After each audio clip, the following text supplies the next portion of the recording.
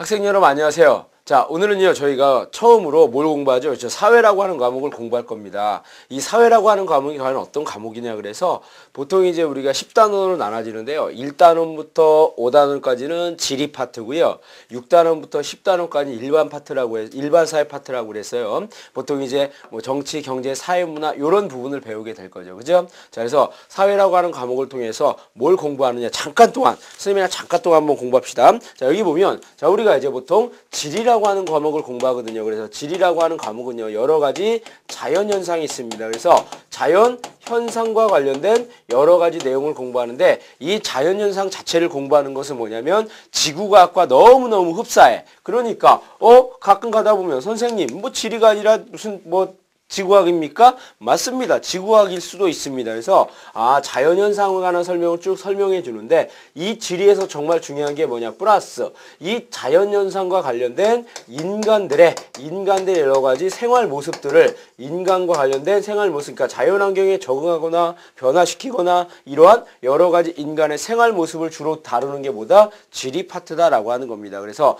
지리에서는요, 이런 자연현상 관련된 여러 가지 인간 생활 모습을 공부하는 게 지리로구나. 이걸 이제 머릿속에 기억해 놓으면서 자, 여러분들 책을 보면요. 자, 몇 쪽이냐면 4쪽에 보면 뭐가 나오죠? 그렇죠. 국토인식과 지리정보라고 하는 게 나오죠. 그죠? 그래서 제목을 한번 써볼까요? 자, 국토인식. 그죠? 국토인식과 그 다음에 지리정보라고 하는 것. 자, 제목은요. 국토인식과 지리정보입니다. 그러니까 자, 국토라고 하는 게 뭐냐? 또 지리정보라고 하는 게 있는데 이런 지리정보라고 하는 것은 과연 무엇을 얘기하고 땅에 관한 여러 가지 정보를 과연 어떻게 획득하게 되어지느냐? 이런 부분에 대해서 공부하고 있는 거죠. 그래서 일단 국토의 인식에서 첫 번째 그렇다면 우리가 자, 국토란 무엇이냐? 자, 국토의 의 뭐 내지는 국토의 의미, 요 국토의 의의를 우리가 꼭 기억해 놓고 넘어가셔야 됩니다. 그래서 국토라고 하는 건 자, 아주 좁게는요. 자, 국가가 있으면 요 국가의 주권이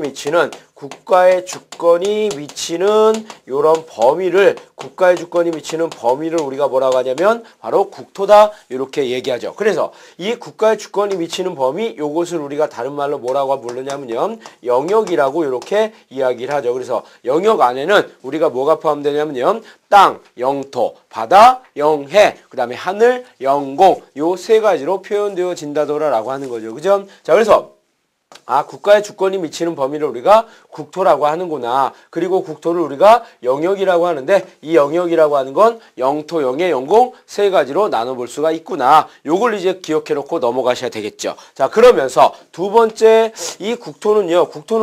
우리들의 일상생활이 이루어지고 있는 무슨 공간? 그렇죠. 생활 공간을 우리가 국토라고 부른다더라. 그래서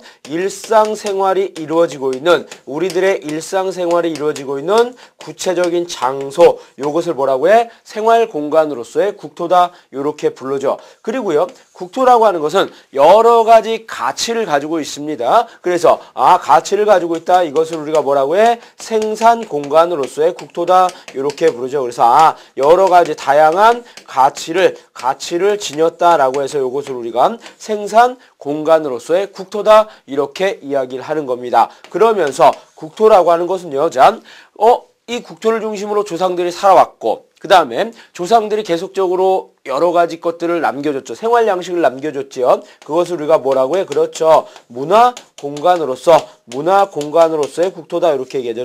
문화 공간으로서의 국토라고 하는 것은 조상들의 여러 가지 생활 양식이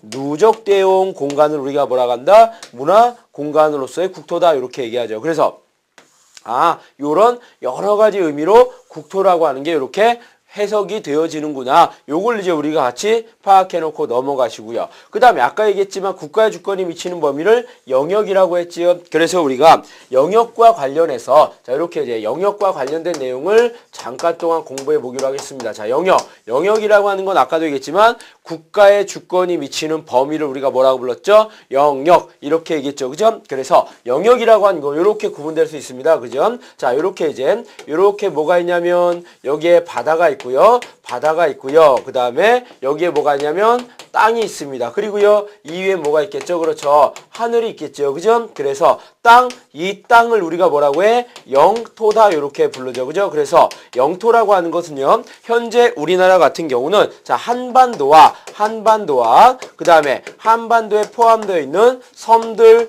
요걸 이제 우리가 부속 도서다 이렇게 부르는 거죠. 그죠? 자, 한반도와 한반도에 포함되어 있는 이런 땅으로 섬으로 구성된 것을 영토라고 부르는구나. 그 다음에요, 바다가 있습니다. 이 바다를 우리가 뭐라고 부르냐면 영해 이렇게 부르죠. 그죠? 이것을 영해라고 부른다더라. 자, 영해. 그런데 이 영해는요, 뭘 기준으로 하냐면 바로 최저 조위선을 기준으로 해서, 요거 뭘 기준으로 한다고요? 최저 조위선을 기준으로 해서 이렇게 12해리까지, 자, 여기 한번 지워보고요. 몇 해리까지? 12해리까지를 우리가 뭐라고 한다? 바로 영해 이렇게 불러죠. 보통 12해리라고 하는 것은 보통 몇 킬로냐면 20km 정도, 약 20km 정도 된다라고 하는 거죠. 그죠? 그러니까 1해리는 20해리 정도, 20km 정도 된다? 뭐, 요런 내용들, 한 1.8km 정도 된다? 요렇게 생각하시면 되겠죠. 그죠? 자, 그래서 영해라고 불러, 바다를. 그 다음에, 그래서, 영해는 보통 최저 조위선을 기준으로, 그래서 최저 조위선이라고 하는 건 여기 한번 써볼까요? 자, 최저 조위선이라고 하는 것은요, 뭘 얘기한다? 바로 썰물 때의 해안선, 요걸 기준으로 해서 12해리까지. 그 다음에 이 하늘을 우리가 뭐라고 불러? 영공이라고 하는데요. 자, 영토와 영해의 하늘을 우리가 뭐라고 하면요? 영공이다. 이렇게 부르죠. 영공. 그리고요, 요 영공이라고 하는 것은요, 어디를 기준으로 해서? 그렇죠. 대기권을 기준으로 해서 대기권 바깥의 우주라고 부르는데요. 이 우주는 영역이라고 하는 것은 제외되어진다라고 하는 측면이죠. 그래서 자, 우리가 다시 한번 정리해 보면요. 자, 이렇게 한반도가 있다. 자, 한반도가 있으면 자, 요 한반도에 포함되어 있는 요 한반도와 그다음에 한반도에 포함되어 있는 섬들을 우리가 다 합쳐서 뭐라고 한다? 바로 영토라고 부르고요. 그 다음에 최저 조위선으로부터 이렇게 12해리까지를 그 나라의 고유한 영역으로 삼는데 이것을 우리가 뭐라고 해?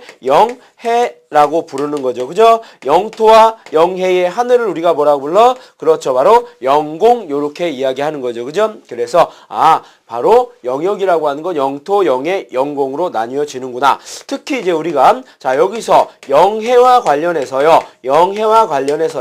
자, 우리나라 황해안은 섬이 많습니다. 그래서 섬이 많기 때문에요, 가장 바깥에 있는 섬에 썰물대한선을 중심으로 해서 뭘 그려? 직선을 그리죠. 그래서 영해 같은 경우는 자, 황해라든지 남해와 같이 황남해와 같이요, 이렇게 섬이 많은 지역 같은 경우는요, 뭘 기준으로 해서? 그렇죠.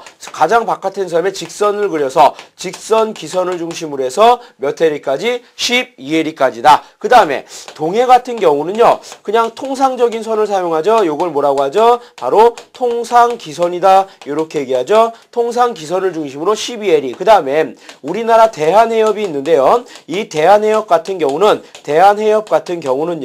자, 일본과 굉장히 가깝죠? 그렇기 때문에 몇 해리만을? 3해리만을 우리가 이제 영해로 삼는구나. 그래서 영해는 조금 요렇게 복잡하게 구성되어진다더라. 그래서 영토, 영해, 영공이라고 하는 것에 대해서 우리가 쭉 살펴보았죠. 그죠? 자, 그러면 여기서 여러분들 책에 보면 4쪽에 동그라미 1번에 국토의 개념이라고 하는 게 쭉 나오고요. 그죠? 그 옆에 국토의 범위에서 영토, 그 다음에 영해, 영공이라고 하는 것, 그 다음에 영해라고 하는 것은 이렇게 나뉘어진다라고 하는 것을 하나 정도 더 적어놓고 넘어가시면 될 것 같고요. 자, 그러면서 국토의 의의라고 하는 게 나오죠. 그죠? 자, 거기 보면 민족의 존재 기반이다. 민족의 문화 공간이다. 가치 공간이다. 열린 미래의 산실이다. 라고 하는 거죠. 그죠? 그래서 뭐 열린 미래의 산실이라고 하는 건 뭐냐? 지방화의 산실이고 세계화의 수용 무대이며 통일 국가의 터전이 되는 것이 바로 뭐다? 바로 열린 미래의 산실이 사실이다. 이렇게 이야기하고 있는 겁니다. 그 다음에